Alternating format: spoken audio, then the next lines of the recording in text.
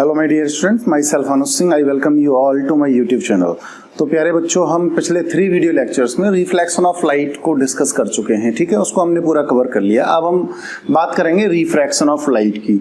Okay, सो आइए देखते हैं what is the refraction of light. तो प्यारे बच्चों, रिफ्रैक्शन ऑफ लाइट क्या होता है कि जब लाइट रे एक मीडियम से दूसरे मीडियम में एंटर करती है तो लाइट रे बेंड हो जाती है, ठीक है। इस फिनोमेना को हम बोलते हैं refraction of light. That is the phenomena of bending of light when it goes from one medium to another medium is called refraction of light। तो यहाँ पर देखिए हमने डायग्राम में क्या किया है कि ये जो लाइन ड्रॉ की है, this line is the interface. ये लाइन क्या है? ये इंटरफेस है। और इंटरफेस क्या होता है? इंटरफेस होता है जहां पर दो मीडियम सेपरेट हो रहे होते हैं, ठीक है। दो मीडियम अलग अलग हो रहे होते हैं। तो यहाँ पे मान लीजिए मीडियम 1 है ये, और ये हमने मान लिया एयर, तो इसमें लिख दीजिए से, ठीक है। और ये है इधर मीडियम 2, और ये मीडियम 2 हमारा है वाटर से। ये हमने मान लिया कि ये वाटर है, ठीक है। तो यहां पर लाइट रे इंसिडेंट हो रही है इस जगह पर, तो ये पॉइंट ऑफ इंसिडेंस है, ठीक है। और ये हमने यहाँ पर पॉइंट ऑफ इंसिडेंस पर एक नॉर्मल ड्रॉ कर दिया, ठीक है। तो ये वाली जो लाइट रे है, ये है इंसिडेंट रे, इंसिडेंट रे, ठीक है। अब आप यहाँ पे देख रहे हैं कि जो इंसिडेंट रे है ये नॉर्मल के साथ कुछ एंगल बना रही है। तो जितना ये नॉर्मल के साथ एंगल बना रही है, ये एंगल है आई, एंगल ऑफ इंसिडेंस, ठीक है। अब यहां पर हमने क्या किया है कि इसकी ओरिजिनल डायरेक्शन हमने दिखाई है, ठीक है। तो अभी इसकी बेंडिंग नहीं दिखाई हमने, ठीक। तो अब यहाँ पे हम बेंडिंग दिखाएंगे। तो देखिए यहाँ पर लाइट रे इस तरह से आ रही है और इस पॉइंट पर आने के बाद क्या होगा, इसमें बेंडिंग होगी, ठीक है। तो इसकी बेंडिंग को दिखा देते हैं। तो देखिए यहाँ पर इस लाइट रे की इस तरह से हमने बेंडिंग दिखा दी, ठीक है। तो चलिए ये ले लीजिए। तो ये क्या है? ये है रिफ्रैक्टेड रे, ठीक। अब यहां पर जो रिफ्रैक्टेड रे इस नॉर्मल के साथ जितना एंगल बना रही है, ये एंगल है r, that is angle of refraction. तो मैं यहां पर नोट कर देता हूं, angle i equal to angle of incidence, angle r equal to angle of refraction, ठीक है बच्चों। तो यहां पर देखिए ये ओरिजिनल डायरेक्शन से ये क्या हो गया, इसमें बेंड आ गया। तो इसको हम बोलते हैं रिफ्रैक्शन ऑफ लाइट, ठीक है। तो अभी हम बात करेंगे कि जब लाइट रे एक मीडियम से दूसरे मीडियम में जाती है तो वो बेंड क्यों हो जाती है, ये रिफ्रैक्शन का कॉज क्या होता है, ठीक है। What is the cause of the refraction. तो बच्चों, आप लोगों ने देखा जब लाइट रे एक मीडियम एयर से दूसरे मीडियम वाटर में एंटर करती है तो ये लाइट रे पॉइंट ऑफ इंसिडेंस पर आकर के, दैट मींस इंटरफेस पर आकर के क्या हो जाती है, रिफ्रैक्ट हो जाती है। अब इंसिडेंट रे नॉर्मल के साथ जितना एंगल बनाती है, ये क्या है, ये है नॉर्मल, जो हमने डॉटेड लाइन से दिखाया है, ठीक है। नॉर्मल के साथ जितना एंगल बनाती है वो एंगल ऑफ इंसिडेंस है, ठीक है। और जो रिफ्रैक्टेड रे नॉर्मल के साथ जितना एंगल बनाती है वो है एंगल ऑफ रिफ्रैक्शन, ठीक है। तो यहां पर जो लाइट रे है वो एयर, दैट मींस ये है रेयरर, ठीक है, से दूसरा मीडियम वाटर में एंटर करी और इसके कंपैरिजन में ये है डेंसर। दैट मींस अगर हम एयर की बात करें, it is optically rarer medium and this one is optically denser medium, ठीक है। तो अभी हम बात करेंगे optically rarer and denser medium की। तो optically rarer and denser medium, देखिए जैसा कि नेम से क्लियर है, रेयरर, रेयरर का मतलब है जिसमें पार्टिकल्स फार अपार्ट हों, ठीक है।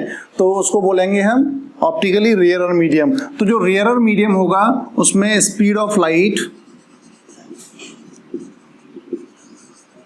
कैसी होगी, स्पीड ऑफ लाइट मोर होगी, ठीक है। और जो डेंसर मीडियम होगा उसमें स्पीड ऑफ लाइट क्या होगी, उसमें स्पीड ऑफ लाइट लेस होगी, ठीक है। तो ऑप्टिकल डेंसर और ऑप्टिकल रेयर मीडियम को आप अपने क्लासरूम से कंपेयर कर सकते हो। जब क्लासरूम पूरा फिल होता है, यानी उसमें टोटल स्टूडेंट्स बैठे हुए होते हैं और आपको एक कॉर्नर से दूसरे कॉर्नर तक जाना है, तो आपको बहुत ज़्यादा डिफिकल्टी होगी in comparison to the lunch time. Lunch time पर क्या होता है, ज़्यादातर स्टूडेंट्स बाहर होते हैं और कुछ स्टूडेंट्स ही आपकी क्लासरूम में होते हैं। तो अगर आपको एक कॉर्नर से दूसरे कॉर्नर तक लंच रूम में जाना है तो आप आसानी से पहुंच सकते हो, लेकिन अगर पूरी क्लास फील्ड है तब उस कंडीशन में आपको बहुत ज़्यादा दिक्कत हो जाएगी, ठीक है। तो उसी तरह से जब लाइट जो है एंटर करती है किसी रेयर मीडियम में, जब रेयर मीडियम में लाइट चलती है तो उसकी स्पीड ज़्यादा होती है in comparison to the denser medium. अब हम बात करते हैं कॉज ऑफ रिफ्रैक्शन की। तो कॉज ऑफ रिफ्रैक्शन, इसका कारण क्या होता है, ठीक है। तो इसका कॉज ऑफ रिफ्रैक्शन होता है the speed of light in different media is different. Speed of light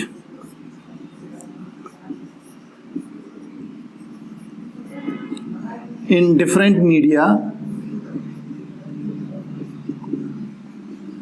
media is the plural of medium, ठीक है, इज डिफरेंट। अलग अलग मीडियम में लाइट की स्पीड अलग अलग होती है, ठीक है।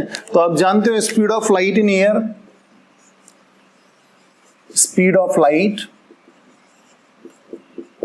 इन एयर कितनी होती है, एयर ऑब्लिक वैक्यूम।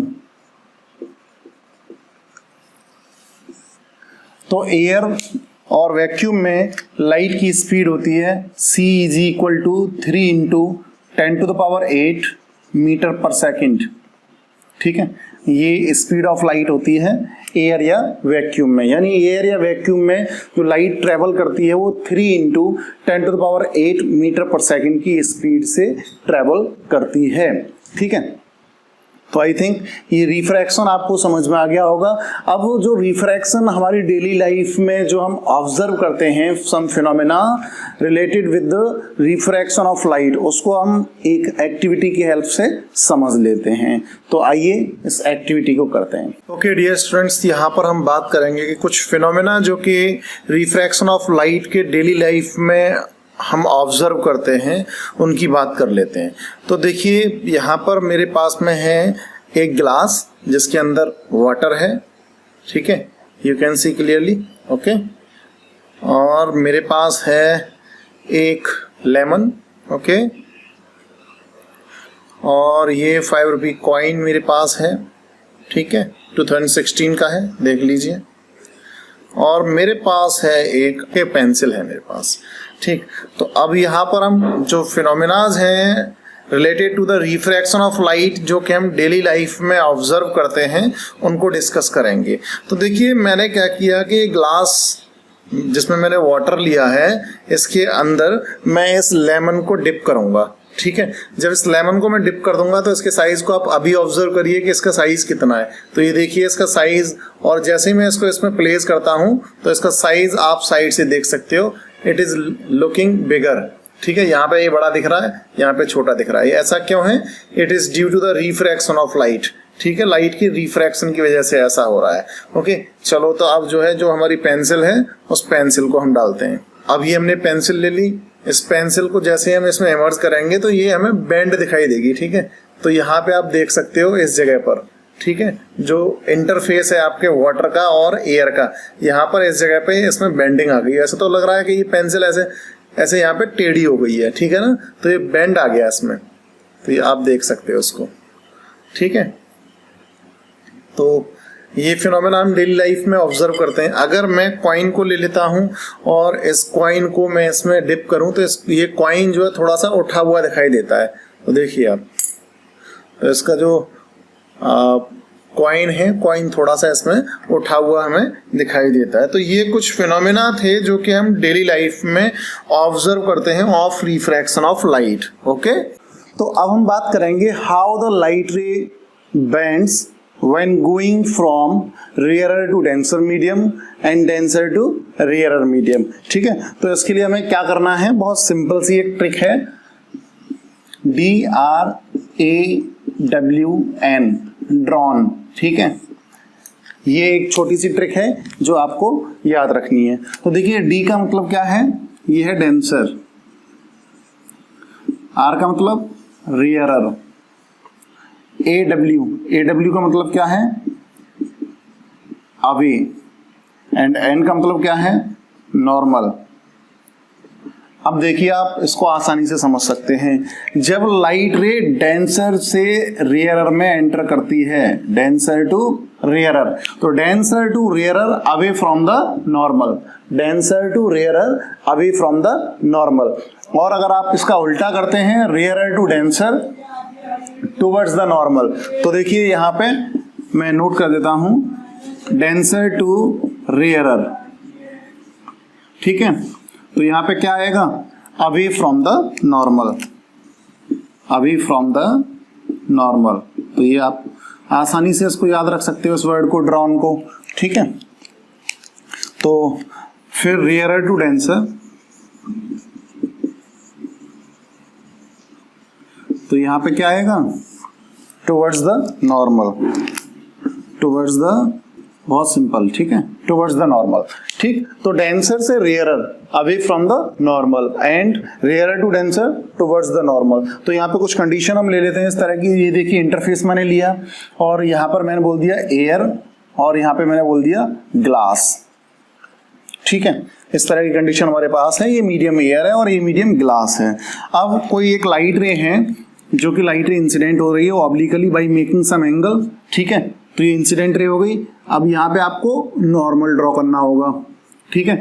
अब ये एयर जो है ये कैसा है, तो ये रेयरर है, और ग्लास कैसा है, हम दोनों मीडियम को देखते हैं, जिस मीडियम में लाइट रे एंटर कर रहे होते हैं उन दोनों मीडियम की बात करते हैं बस, ठीक है। तो ये रेयरर है और इसके कंपैरिजन में ये कैसा है, ये डेंसर है। अभी आपने पढ़ा रेयरर से लाइट रे कहाँ जा रही है, डेंसर में, तो रेयरर से डेंसर में टुवर्ड्स द नॉर्मल, तो नॉर्मल की तरफ लाइट रे बेंड हो जाएगी, तो ये नॉर्मल की तरफ बेंड हो गई, ठीक है। अगर हम बात करें ओरिजिनल वे की इसकी, तो जो उसका ओरिजिनल पाथ होगा वो इस तरह से होगा, ठीक है। इसको आगे बढ़ा देंगे हम, तो ये लाइट रे बेंड हो गई टुवर्ड्स द नॉर्मल, ठीक है। अगर हम बात करते हैं डेंसर से रेयरर, तो यहाँ पे देखिए मैंने इंटरफेस लिया, ठीक है। तो इंटरफेस लेने पे मैंने क्या किया, एक लाइट रे ले ली जो कि इस पर इंसिडेंट हो रही है ऑब्लिकली, ठीक। तो यहाँ पर हम क्या करेंगे, यहाँ पे हम नॉर्मल ड्रॉ कर देंगे, तो ये क्या हो गया, ये नॉर्मल हो गया। अब यहाँ पे सपोज करिए ये वाटर है और यहाँ पर एयर है, ठीक है। तो यहाँ पर क्या होगा, ये वाटर कैसा है, डेंसर, और ये एयर कैसा है, रेयरर। तो यहाँ पर क्या हो रहा है, डेंसर से रेयरर में लाइट रे आ रही है, तो डेंसर टू रेयरर, ठीक है। तो अवे फ्रॉम द नॉर्मल, मैं इसको ऐसे दिखा देता हूँ, ठीक है। अगर ओरिजिनल पाथ की बात करें तो ओरिजिनल पाथ ये होगा, ठीक। तो अवे फ्रॉम द नॉर्मल, तो लाइट रे जब रेयरर से डेंसर में जाएगी, ठीक है, तो टुवर्ड्स द नॉर्मल बेंड हो जाएगी, और जब लाइट रे डेंसर से रेयरर में आएगी तब वो away from the normal bend होगी। तो ये बेंडिंग लाइट रे का इस तरह से होता है, ठीक है। अब हम लॉज ऑफ रिफ्रैक्शन की बात करते हैं, ठीक है। तो बच्चों अब हम बात करेंगे laws of refraction of light. तो there are two laws of refraction of light, जैसा कि आपने रिफ्लेक्शन ऑफ लाइट में भी टू लॉज पढ़े थे। उसमें आपने पढ़ा था the incident ray, the reflected ray and the normal drawn at the point of incidence all lies in the same plane. तो यहाँ पे फर्स्ट लॉ जो है बस सेम है, बस यहाँ पे रिफ्रैक्टेड रे हो गया, incident ray, the reflected ray and the normal drawn at the point of incidence all lies in the same plane, सारे के सारे एक ही प्लेन में होते हैं। अब जो दूसरा वाला लॉ वहां पे था रिफ्लेक्शन में, क्या था, angle of incidence is always equal to the angle of reflection. यहाँ पे थोड़ा सा केस अलग है, ठीक है। तो देखिए यहाँ पे क्या है, the ratio of sine of, the ratio of sine of, यहाँ पे साइन लेना है हमें, किसका, एंगल ऑफ इंसिडेंस का और एंगल ऑफ रिफ्रैक्शन का, उनका रेशियो निकालना है, वो रेशियो कांस्टेंट होता है, ठीक है। तो the ratio of sine of angle of incidence to the sine of angle of refraction is equal to constant. इसको हम स्नेल्स लॉ भी कहते हैं, ठीक है, क्योंकि इसको प्रोफेसर स्नेल ने दिया था, इस वजह से इसको बोलते हैं स्नेल्स लॉ, ठीक है। तो यहां पर ये क्या हो जाएगा, that is sine I upon sine R, क्योंकि साइन हम किसका ले रहे हैं, एंगल ऑफ इंसिडेंस का, और किसका ले रहे हैं, आर का, ठीक है, इज इक्वल टू कांस्टेंट, ठीक। अब ये जो कांस्टेंट होता है ये कांस्टेंट एन होता है, इज इक्वल टू n। तो यहां पे हम लिख सकते हैं n equal to sine i upon sine r। ठीक, इसको हम क्या बोलते हैं, इसको हम स्नेल्स लॉ भी बोलते हैं, स्नेल का नियम। ठीक है, तो ये जो n है, n is what, it is the refractive index. ठीक है, ये क्या होता है, रिफ्रैक्टिव इंडेक्स। तो n equal to sine i upon sine r। ठीक, तो अब हम आगे बात करेंगे रिफ्रैक्टिव इंडेक्स की। ठीक है, तो बच्चों रिफ्रैक्टिव इंडेक्स ऑफ लाइट क्या होता है कि जब लाइट एक मीडियम से दूसरे मीडियम में जाती है तो आपने पढ़ा उसमें बेंडिंग आ जाती है, वो लाइट रे बेंड हो जाती है। ठीक है, वो लाइट रे कितना बेंड होती है इसका मेजरमेंट किया जाता है रिफ्रैक्टिव इंडेक्स से। अब लाइट रे के बेंड होने का कॉज आप लोगों ने पढ़ा था, वो कॉज क्या था, that cause was the speed of light in different media is different। that means अलग अलग मीडियम में लाइट की स्पीड अलग अलग होती है, ये आपने पढ़ा था। तो यानी इसका मतलब ये है कि जब लाइट एक मीडियम से दूसरे मीडियम में एंटर करेगी तो उसकी स्पीड में फर्क आ जाएगा। ठीक है, उसकी स्पीड चेंज हो जाती है। ठीक, तो इस वजह से लाइट रे बेंड होती है, ये तो कॉज हो गया।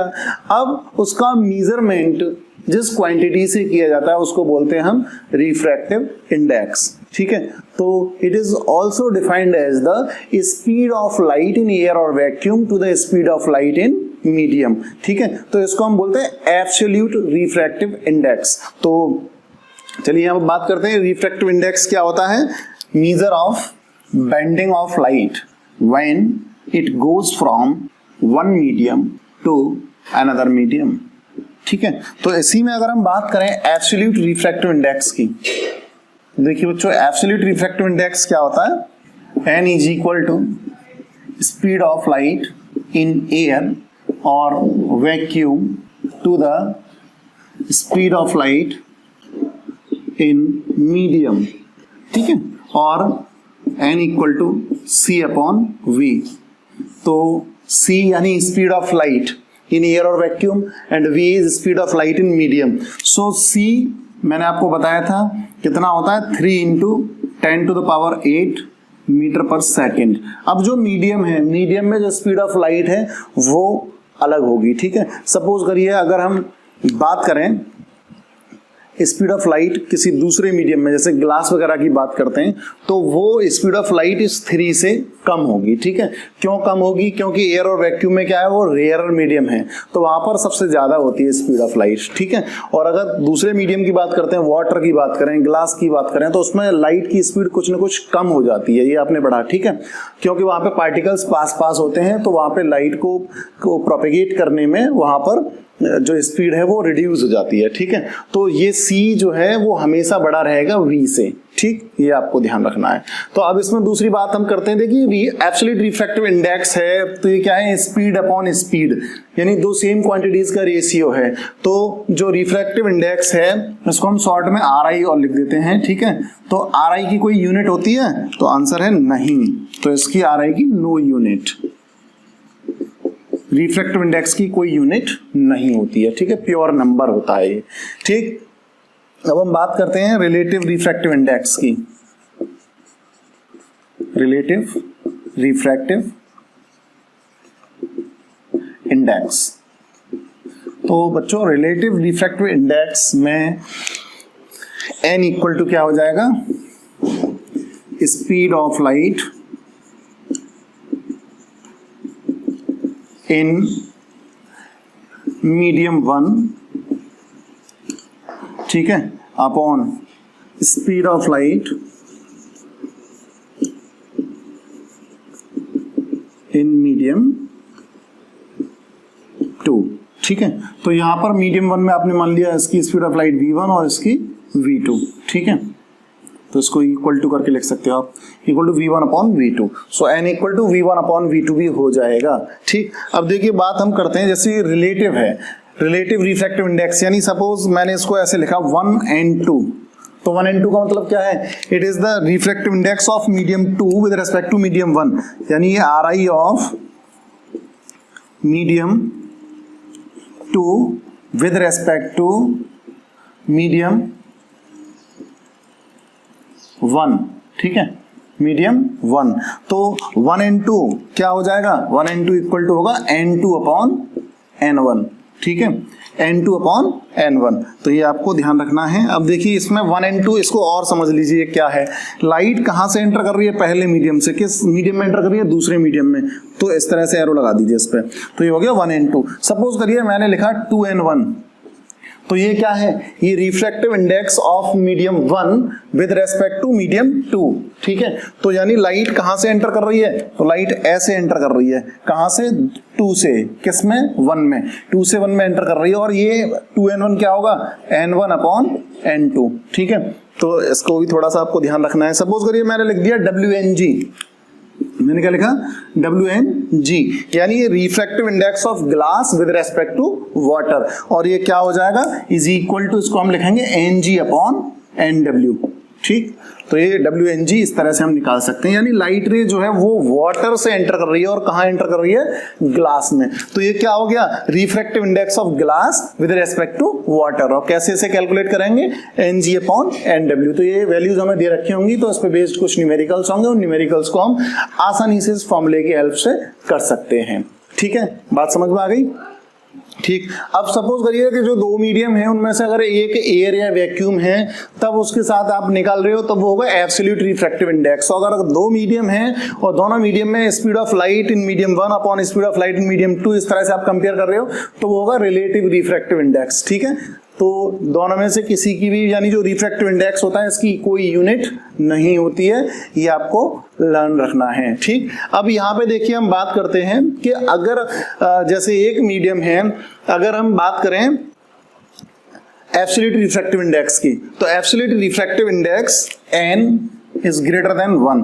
n ग्रेटर देन 1 क्यों होगा, क्योंकि आपको पता है c is always greater than v। जो c है, स्पीड ऑफ लाइट, वो ज्यादा ही होगी किसी मीडियम में, स्पीड ऑफ लाइट एयर के कंपैरिजन में ज्यादा नहीं हो सकती है, ठीक है। किसी मीडियम में जो स्पीड ऑफ लाइट है, अगर एयर से हम कंपेयर करें speed of light in air, तो वो ज्यादा नहीं होगी। तो इसीलिए n is greater than 1, absolute refractive index जो है वो ग्रेटर होता है 1 से, ठीक। और अगर यहाँ पर हम बात करते हैं तो ग्रेटर भी हो सकता है और लेस भी हो सकता है। कैसे हो सकता है बच्चों, कि यहाँ पर जो स्पीड ऑफ लाइट मीडियम 1 में ज्यादा हो, ठीक है, और यहाँ पर स्पीड ऑफ लाइट मीडियम 2 कम हो, तो मोर अपॉन लेस, तो क्या आ जाएगा, मोर क्वांटिटी हो जाएगी। तो n जो है यहाँ पर ग्रेटर भी हो सकता है,